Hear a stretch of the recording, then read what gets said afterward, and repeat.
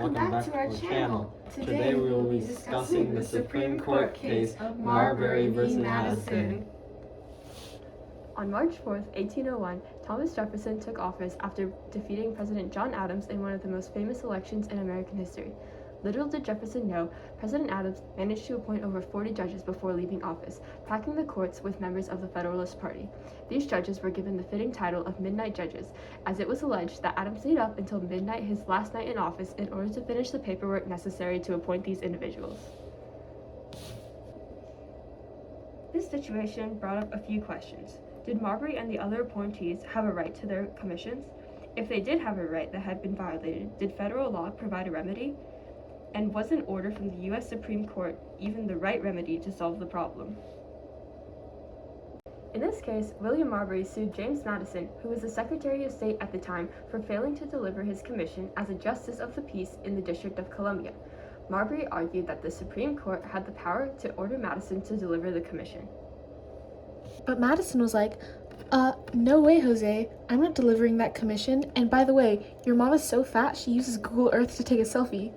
Marbury was outraged and took the case to the Supreme Court, and Chief Justice John Marshall was a total boss and was like, all right, let's hear your arguments. According to Marbury, the commission was still valid as Marshall had signed the documents and Adams requested the delivery of it, despite the fact that it was not delivered.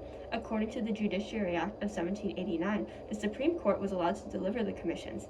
Madison was required to obey the official act assigned by Adams, even though he was not in office anymore. According to Madison, the appointment of Marbury to Chief Justice was not valid because his commission was delivered before the end of Adams' presidency.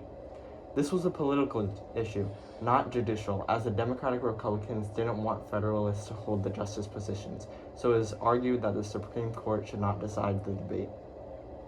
It was also said that the case should be tried in the lower courts first, not Supreme Court, as it doesn't fall under appellate. Madison's lawyers argue that the Supreme Court didn't have the power to order him to deliver the commission because the Constitution didn't give them that power. But Marbury's lawyers were like, Hold up, the Constitution doesn't explicitly say that the Supreme Court can't have that power. Plus, the Judiciary Act of 1789 gives the court the power to issue writs of mandamus, which would allow them to order Madison to deliver the commission. Wait, what is a writ of mandamus? Thought bubble time.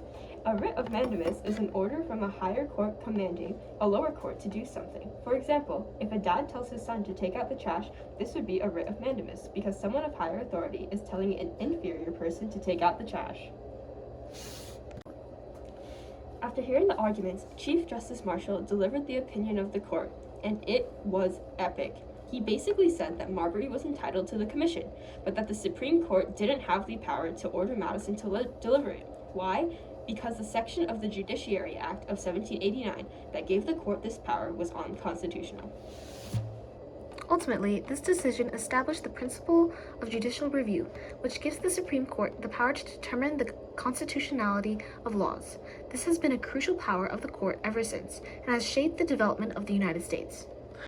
For example, there is a dispute over a new law in Oregon that makes it harder to purchase firearms. A state judge believes that it deprives citizens of their right to bear arms. The federal court judge believes that the law should go forward. This shows that even though there's a dispute between the federal courts and the state, or anything else, the federal courts will win because they have more authority. So there you have it, the crazy and hilarious story of Marbury v. Madison. But don't worry if you didn't understand all the legal jargon. Just remember that this case is a big deal because it gives the Supreme Court the power to be a real party pooper when it comes to unconstitutional laws. Thank you for joining us.